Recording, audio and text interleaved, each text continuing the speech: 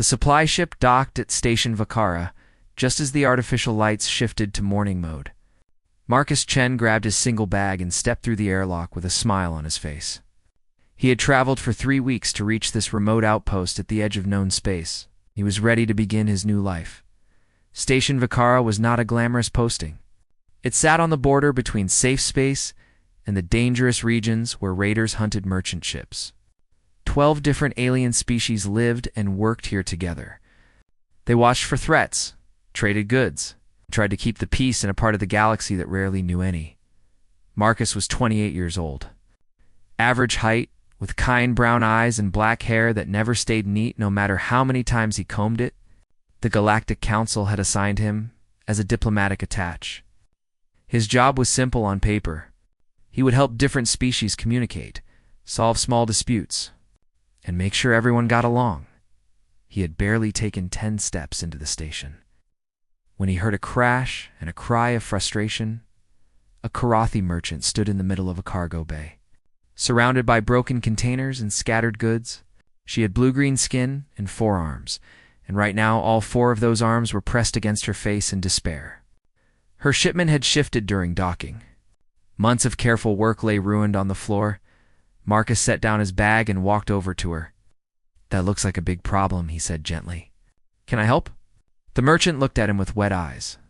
"Who are you?" "Marcus Chen. I just arrived. I have nothing to do for the next few hours anyway." He did have something to do. His orientation briefing with the station commander had started 5 minutes ago, but Marcus had already made his choice. Briefings could wait. A person in trouble could not. For the next 3 hours, Marcus helped the Karathi merchant sort through her cargo. He learned that her name was Valara, that she had been trading goods along the border for 20 years, and that this shipment contained medicine for a colony that desperately needed it. Together, they found that most of the containers were damaged on the outside, but the contents inside were still good by the time they finished. Valara was smiling again. "You are strange for a human," she said. "Most new arrivals are too nervous to talk to other species on their first day. I find that talking to people is the best way to stop being nervous." He picked up his bag and went to find the station commander, knowing he was already in trouble. Admiral Thax was a Valorian. His species stood nearly 8 feet tall, with gray skin as tough as armor and 4 eyes that could see in complete darkness. The Valorians were one of the oldest warrior races in the galaxy. They had been fighting wars since before humans learned to make fire. When Marcus entered the command center, Admiral Thax looked at him the way a mountain might look at a small stone. "You are late," the Admiral said. "I apologize, Admiral. I was helping someone." "I know. I watched on the security feeds." Thax's 4 eyes narrowed. "You missed your official welcome to help a merchant pick up boxes." "Yes, sir." Marcus did not make excuses. He did not explain that helping Valara had felt more important than any briefing. He simply stood there with that gentle smile on his face, waiting for whatever punishment would come. Admiral Thax studied him for a long moment. Then he made a sound that might have been a sigh. "The council sends me a human diplomat, and he arrives 3 hours late because he was doing manual labor for a stranger." Thax shook his head. "Go find your quarters. Report for duty tomorrow morning. Try not to reorganize anyone else's cargo bay on the way." Word spread quickly on Station Vakara. By dinner time, everyone had heard about the new human who missed his own orientation to help old Valara with her broken shipment. Some found it amusing. Others found it concerning. A few, especially the veteran warriors who had served on the border for decades, found it embarrassing. "This is what humanity sends to the frontier," growled Commander Rix, the Torvakian security chief. His species resembled great bears with scales instead of fur, and they were known throughout the galaxy as fierce fighters. "A boy who sorts boxes and smiles." "He seems kind," said Crystalline Navigator Shin. Her body was made of living crystal that chimed softly when she moved. "Kindness is not weakness."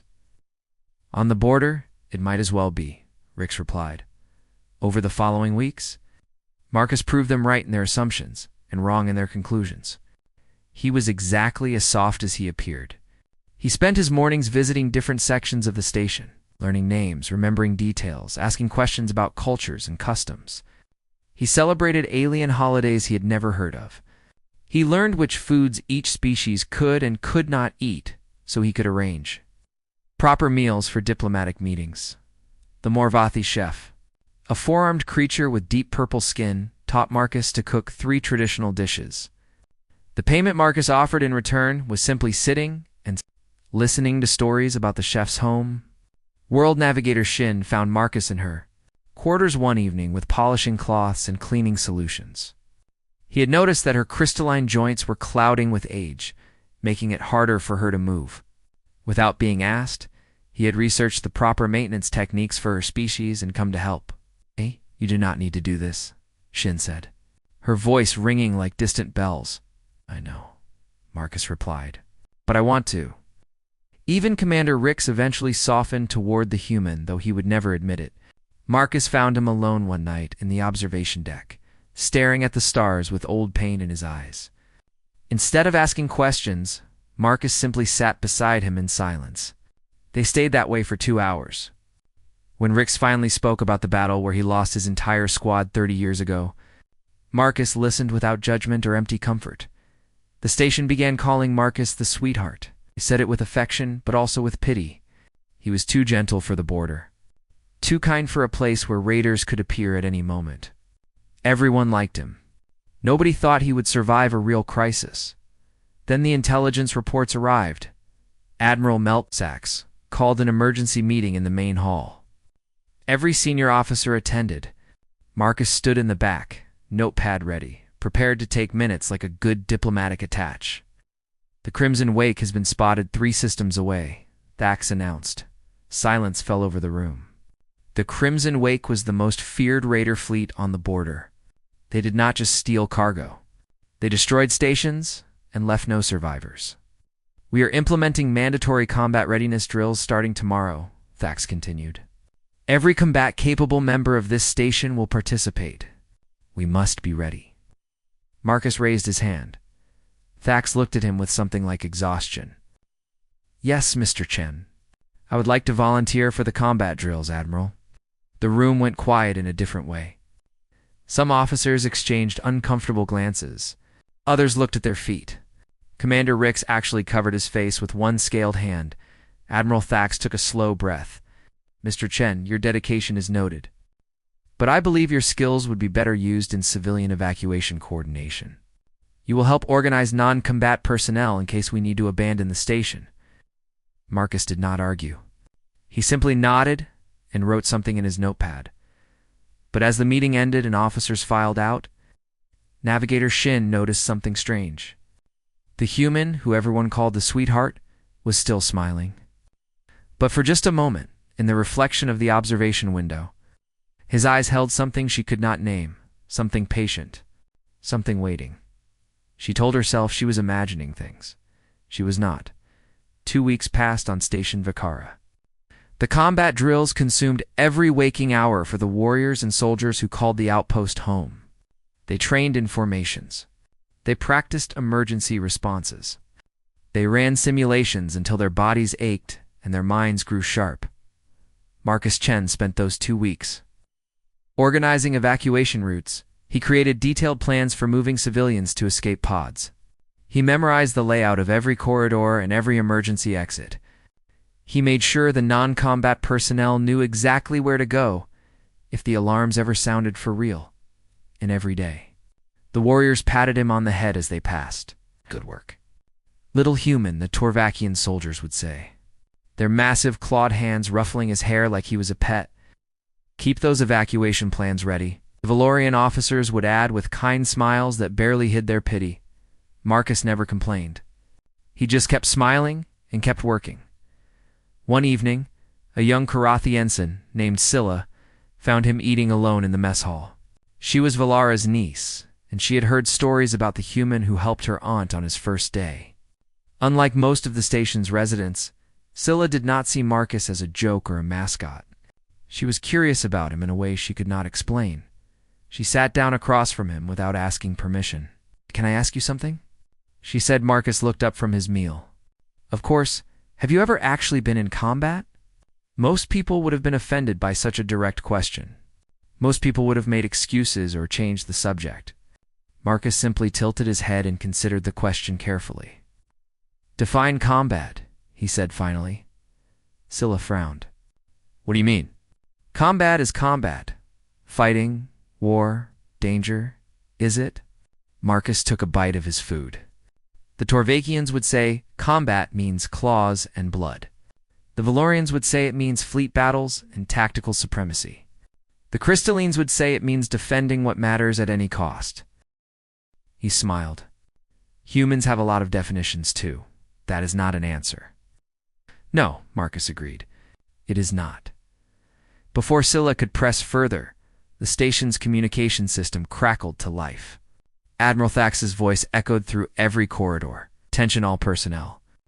Tomorrow, we will conduct a full station combat simulation. This will be our final test before the Crimson Wake enters potential strike range. All combat-rated teams will participate. Report to your assigned squad leaders at 0600 hours. Scylla stood up. I should go prepare. My squad is running point defense scenarios. Good luck, Marcus said. She was halfway to the door when curiosity made her turn around. What about you? Still doing evacuation coordination? Something flickered across Marcus's face. It was gone so quickly that Scylla almost missed it. Actually, he said, I requested transfer to a frontline team. Scylla stared at him. They approved that? Admiral Thax assigned me to Squad 7. Now Scylla understood. Squad 7 was the overflow squad. It was where they put the personnel who had to participate but were not expected to contribute. The leftovers. The liability. I am sorry, she said, because she did not know what else to say. Marcus smiled. Do not be. I requested it. The members of Squad 7 gathered the next morning in Training Bay 4. They looked at each other with varying degrees of nervousness and embarrassment. There was Korvax, the Morvathi chef who had not held a weapon since his mandatory service 60 years ago. His purple skin had gone pale with anxiety. There were Jin and Tala, two crystalline technicians who spent their days repairing communication arrays. They had never even seen the combat training decks before, and there was old merchant Dorvan, Korathi trader who had been working the border trade routes for 4 decades. His 4 hands shook slightly as he tried to remember how to hold a training rifle. Then there was Marcus Chen, diplomatic attach, the sweetheart of Station Vakara, standing before them with a gentle smile. We are going to lose quickly, Korvax said flatly. The simulation is designed for real soldiers. We are not real soldiers. Betting pools give us 4 minutes before elimination, Jin chimed, her crystalline voice heavy with resignation. Some say 3. I heard 2, Tala added. Old Dorvan just shook his head. I do not know why I agreed to this. I should be reviewing cargo manifests. Marcus listened to all of them without interrupting. When they finished listing their fears and complaints, he nodded slowly. You are probably right, he said. They stared at him. We are probably going to be eliminated quickly. We have no combat training. We have no experience working as a team in battle conditions. The other squads have been drilling together for weeks. Then why are you smiling? Korvax demanded. Because none of that means we cannot try our best. Key sat down on an equipment crate and looked at each of them in turn. Let me ask you something. Korvax, you have been cooking for this station for how long? 12 years. In that time, you have learned the chemical compositions of ingredients from 50 different worlds. You know what burns? What explodes? What reacts with what? Yes. Korvax blinked. Yes, but what does that have to do with combat? Marcus turned to the technicians. Jin, Tala, you maintain the communication systems. That means you understand signal frequencies, electronic interference, how systems talk to each other. We do, Jin said slowly. But again, how does that help in a fight? And Dorvan. Marcus looked at the old trader. 40 years navigating trade routes on the border. 40 years avoiding pirates and raiders. You have probably predicted more ambushes than most soldiers have survived. Aldo Van Straightened slightly. I suppose that is true. You do not last long in border trade without learning to read danger. So here's what I think Marcus said. We are not soldiers. We will never be soldiers. But we are something else. We are people who solve problems for a living. Different problems, yes. But the skills transfer.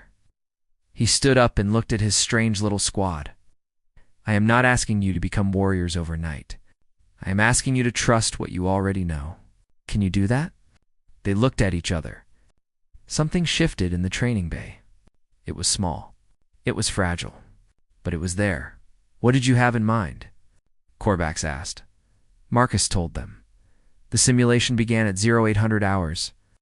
12 squads entered the massive training deck. A maze of corridors and rooms that could be reconfigured to create any battle scenario.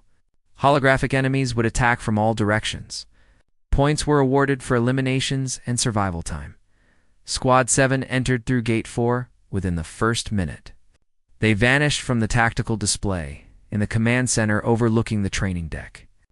Admiral Thax watched the screens with growing confusion. Squad 7's signal had dropped completely. Technical malfunction was the obvious explanation. The overflow squad had probably triggered some kind of error in the system. Then the scoreboard updated. Squad 7, 47 eliminations. The number kept climbing. What is happening? Dax demanded. No one could answer him. They worked frantically to restore visual feeds to Squad 7's sector of the training deck.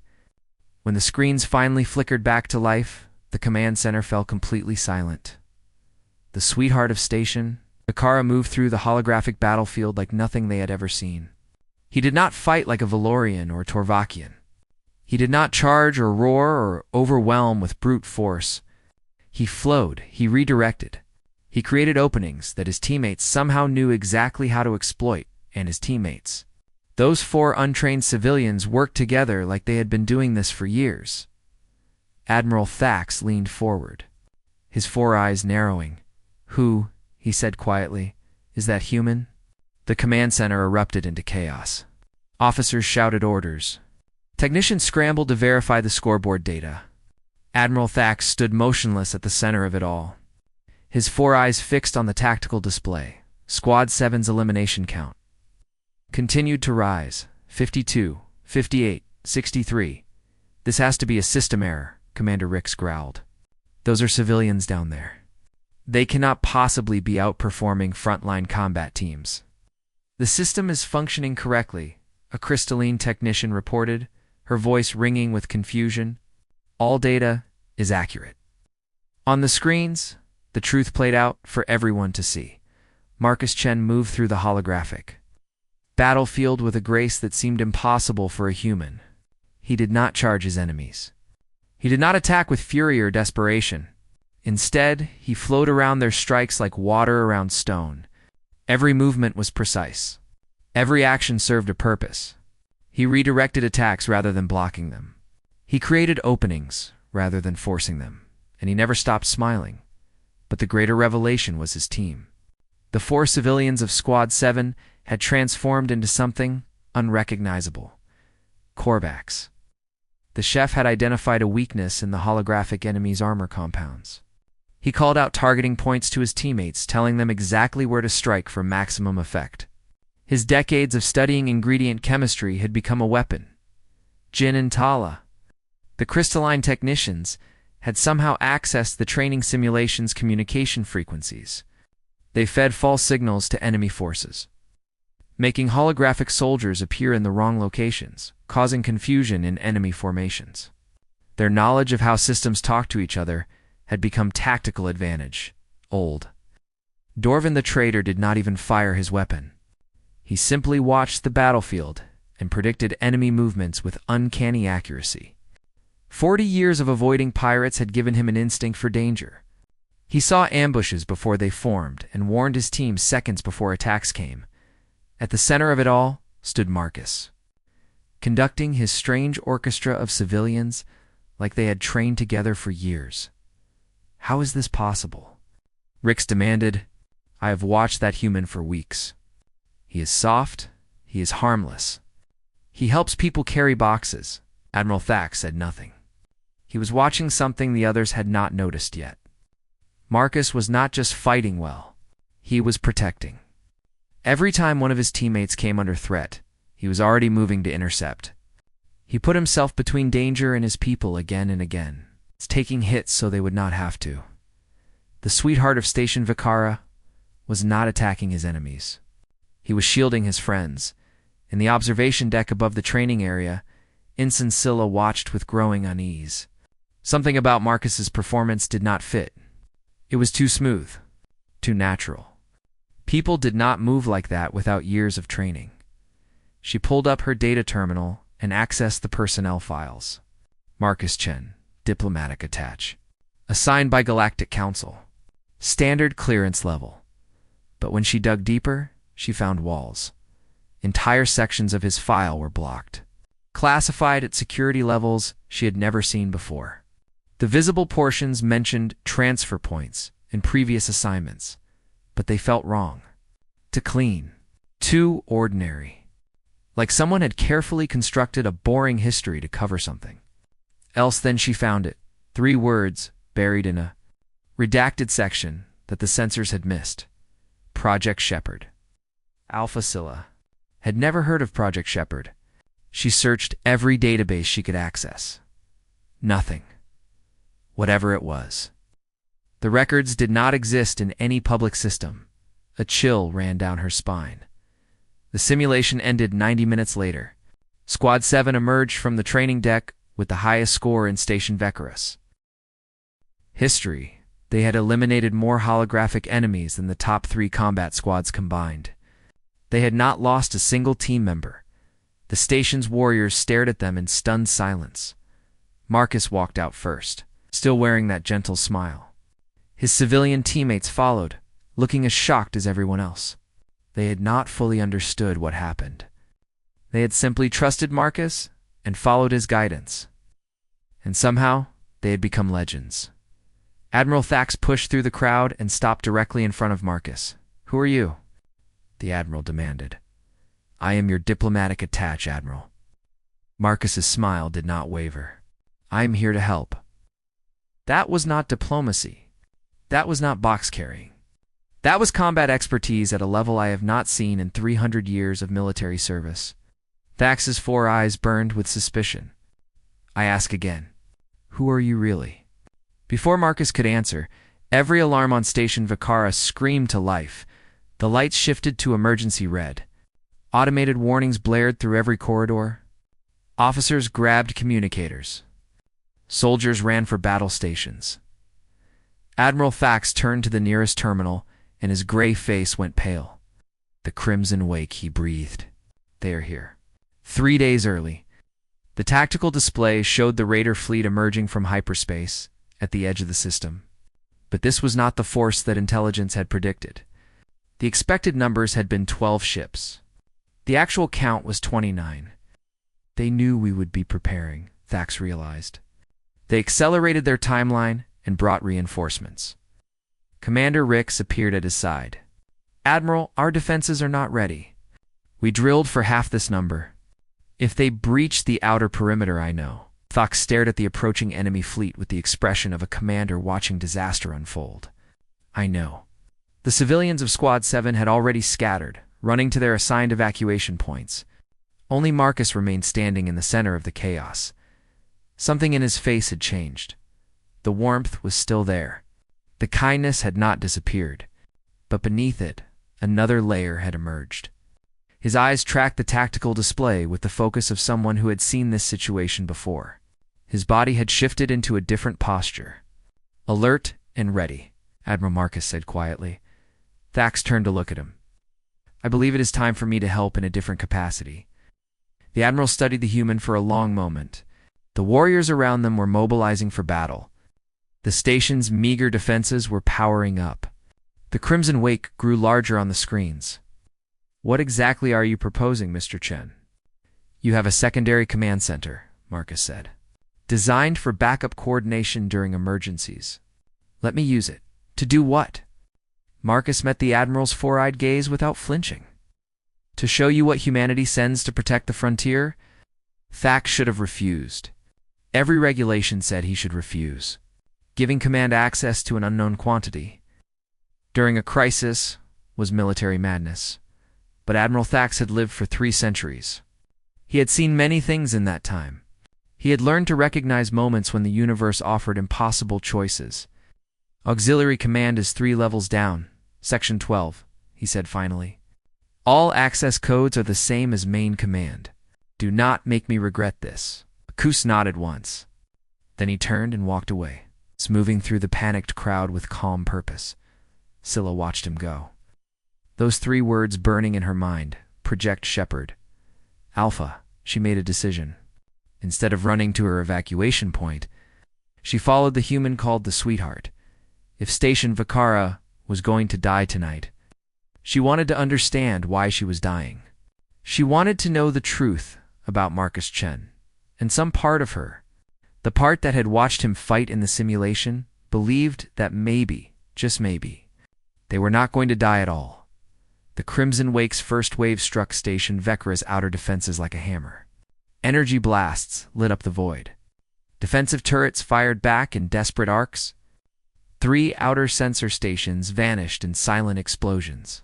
Admiral Thax commanded from the main bridge, barking orders to crews who were already overwhelmed.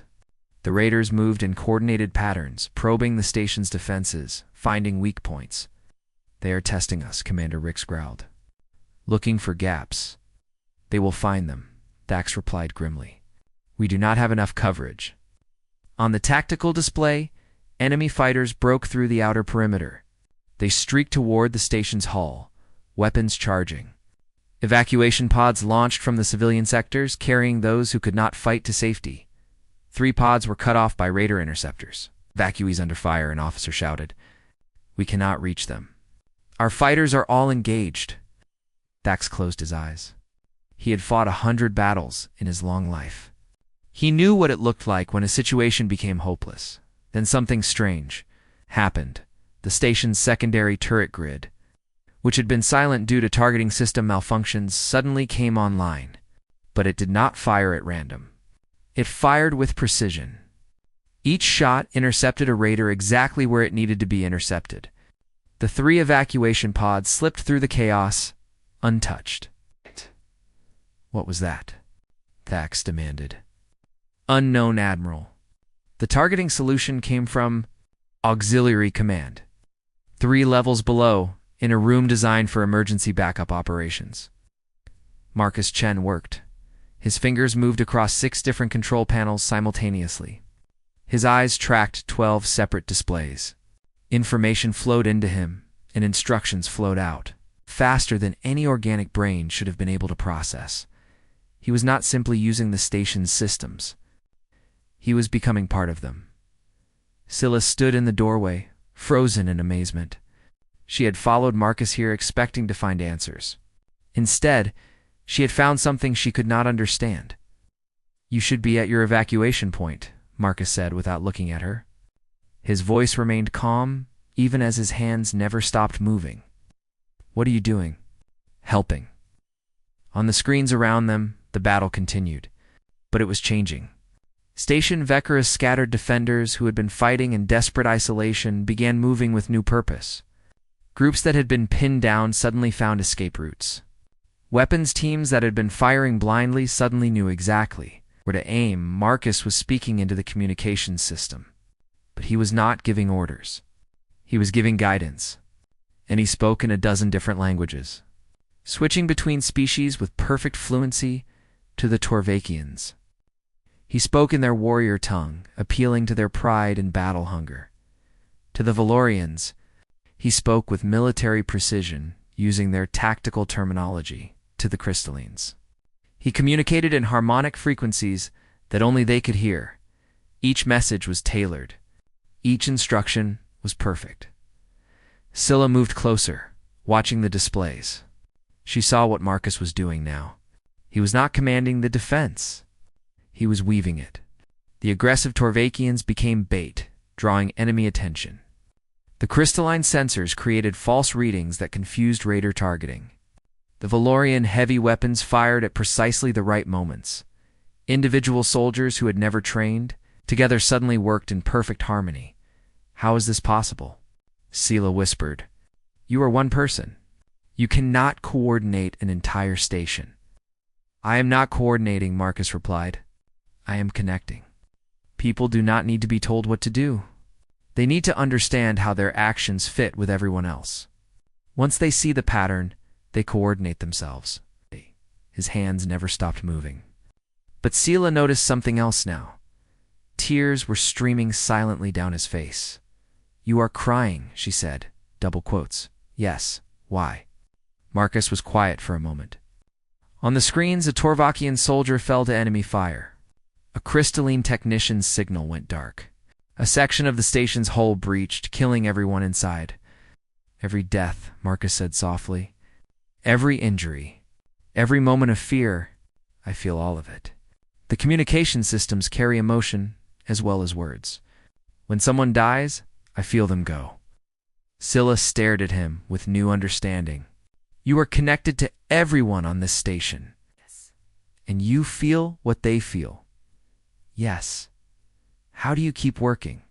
Marcus finally turned to look at her. His eyes were red with tears, but his smile remained. It was gentle and sad and somehow still warm, because stopping would not bring them back, he said. And continuing might save the others. This is what I was trained for. Not to be numb. Not to detach. To care completely and keep working anyway. He turned back to the controls.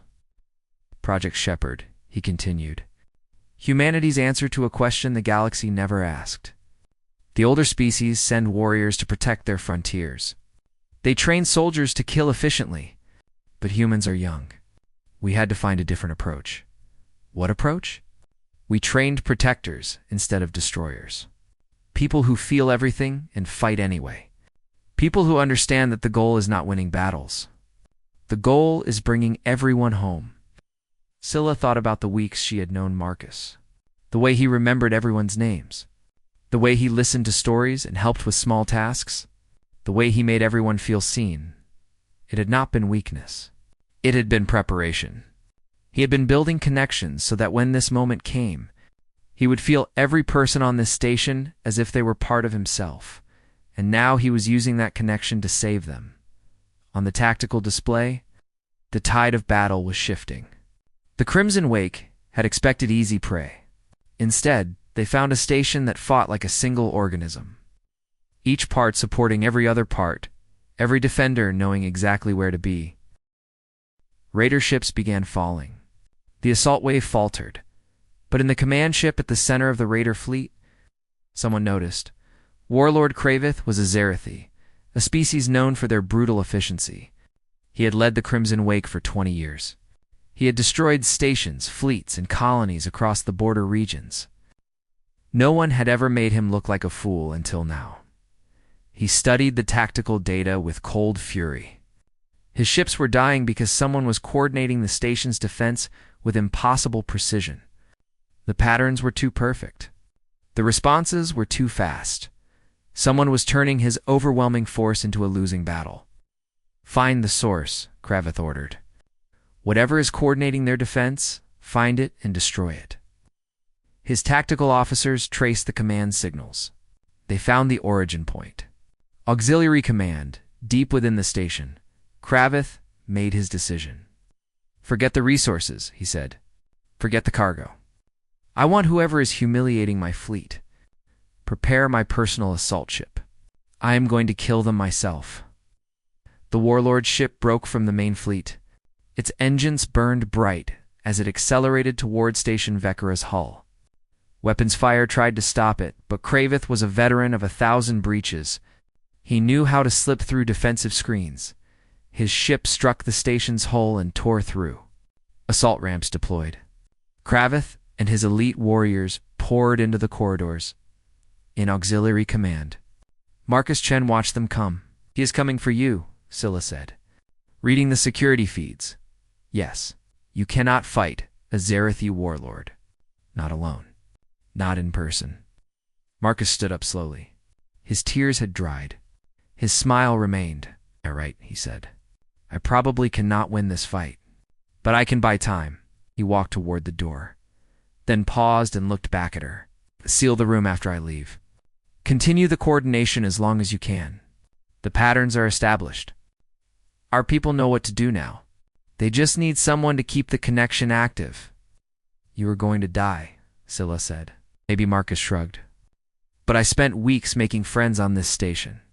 I cannot let someone hurt them without at least trying to stop it. He smiled one last time. Take care of our people, Ensign. I need to go make a new friend. Then he walked out to face the monster who had come to kill him. Warlord. Kravith cut through the station like a storm of blades. His elite warriors followed close behind, leaving destruction in their wake. Emergency bulkheads slammed shut to stop their advance. But Kravith had breached stations before. He knew where the seams were weak. He knew how to make metal scream. 6 Torvakian defenders tried to hold a corridor junction. Kravith killed 4 before the others could react. His Zarathi body was covered in natural armor, scales harder than most alloys. His 4 arms each held a different weapon.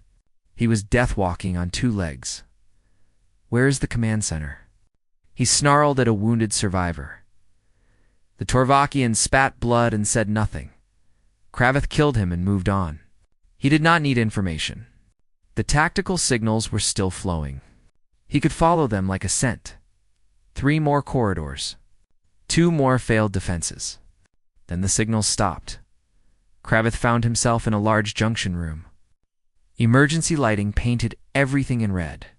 The path to auxiliary command lay ahead, sealed behind reinforced doors. A single figure stood between him and those doors. A human.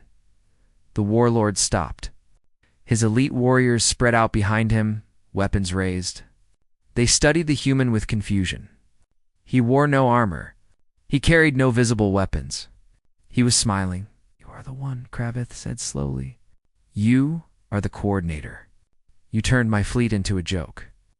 I prefer to think I gave your fleet an educational experience. Marcus replied pleasantly. They learned that overwhelming force does not guarantee victory. Kravoth's mandibles clicked in what might have been laughter. You are the great tactician? You are what made fools of the Crimson Wake. This soft little creature with its gentle smile. Appearances can be misleading. No, I think appearances are exactly correct. Kravith raised his primary blades. The galaxy's youngest species sends a child to play at war. I will enjoy killing you slowly, he lunged. What happened next became legend across Station Vikara. Witnesses would tell the story for generations. Each telling would add details, but the core truth remained. The sweetheart did not die. Marcus moved before Kravath's blades reached him. He did not dodge like a warrior or block like a soldier. He flowed. The attack passed through space he no longer occupied. His body turned the warlord's momentum against itself. Kravith stumbled. Impossible. He had killed thousands. No prey had ever avoided his opening strike. He attacked again. For arms. For weapons. A whirlwind of death, Marcus danced through it. Every slash missed by inches. Every thrust found empty air. The human did not fight back. He simply was not there when the attacks arrived. He redirected instead of resisting. He guided instead of stopping. Kravith grew desperate. His attacks became wild. The elite warriors watched in stunned silence as their undefeated warlord failed to land a single blow on an unarmed human. Kravith roared. I told you, Marcus said calmly. I am a diplomat. My job is to help people understand each other. This is not diplomacy. This is combat, is it? Marcus tilted his head. I have not hurt you. I have not attacked. I have simply prevented you from hurting me. Is that combat? Or is it conversation? Kravith screamed in fury and launched his most devastating attack. All 4 arms struck simultaneously. It was a technique that had killed armored soldiers and broken defensive shields. Marcus stepped inside the attack. His hands touched Kraveth's arms at precise pressure points. The warlord's weapons clattered to the floor as his muscles locked in sudden paralysis. My species is young, Marcus said softly. We do not have centuries of warrior tradition. We do not have natural armor or superior strength. So we learn something different. We learned to understand. He moved around Kravith in a slow circle. The warlord tried to track him, but his body would not respond. I understand your anatomy. I know where your nerve clusters are vulnerable. I know how your muscles connect and where the pressure must be applied to disable them. Marcus paused. I also understand your psychology. Your reputation matters more than conquest. Right now, your warriors are watching you fail against a human who has not thrown a single punch. That shame will break you more than any wound. The elite warriors shifted uncomfortably. They were beginning to understand that they were not watching a fight. They were watching something far more terrifying.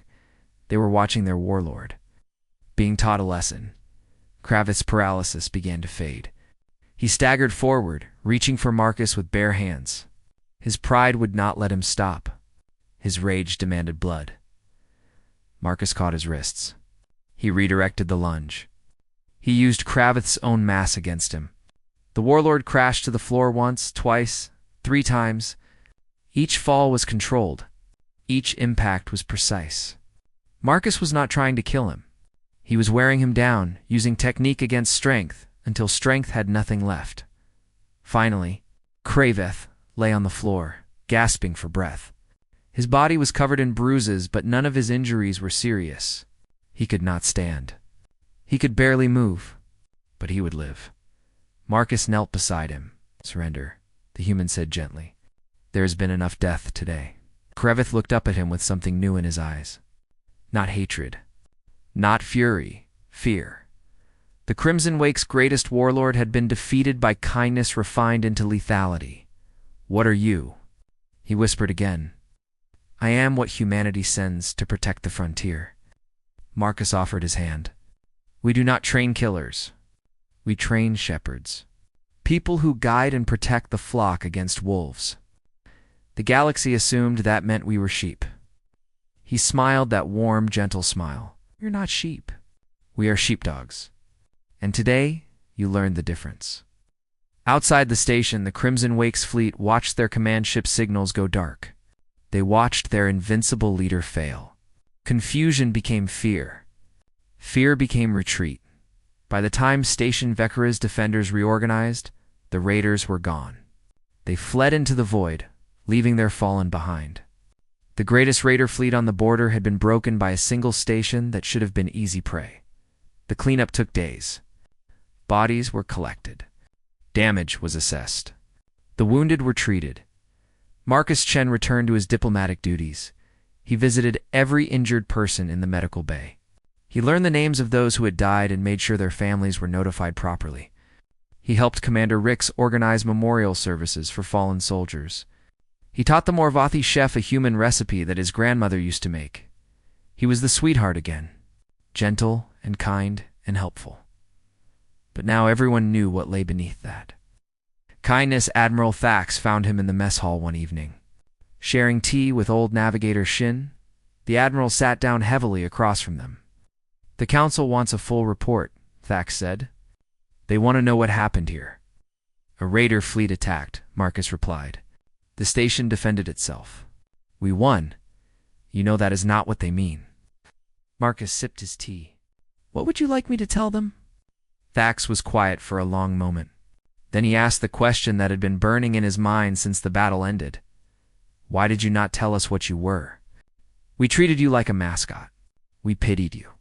We assumed you were useless, because I am not what I can do in a crisis. Marcus set down his cup and looked at the Admiral directly. I am who I choose to be. Every other day? The humans who sent me here did not send a warrior. They sent someone who fights because he cares, not someone who cares because he fights. There is a difference. Is there? Yes. Warriors fight because it is their purpose. Protectors fight because someone they love is in danger. When the fighting ends, warriors keep looking for battles. Protectors go back to helping people carry boxes. He smiled that familiar smile. I like helping people carry boxes. It means the crisis is over. It means everyone is safe. Thax considered this. He thought about the weeks before the attack. The way Marcus had made friends with everyone on the station. The way he had learned names and customs and preferences. He had been building connections that would become tactical advantages when danger came. But that was not why he had done it. He had done it because he genuinely cared. The tactical advantages were simply a natural result of being a good person in a community. The Galactic Council thought humans were soft because you were kind, Thax said slowly. Yes. They never considered that you might be kind because you are strong enough to afford it. Marcus's smile grew warmer. Exactly, on Station Vakara, they still called Marcus Chen the sweetheart. But now the word meant something different. Now it was spoken with respect and gratitude, and something close to wonder. He was still the gentle human who helped with cargo and remembered everyone's names. He was still the kind soul who listened to war stories and cooked meals with the chef, but everyone knew the truth now. The sheepdog did not need to bare its teeth to be dangerous. It only needed to love its flock enough to protect them. And the sweetheart of Station Vakara loved his flock very much indeed. In the great records of the Galactic Council, a new entry was added to humanity's file. It read simply, "Do not mistake their kindness for weakness." The humans protect what they love, and they love very easily. The universe had learned something valuable that day. Compassion was not the opposite of strength. In humanity's case, compassion was the reason for strength, and that made all the difference.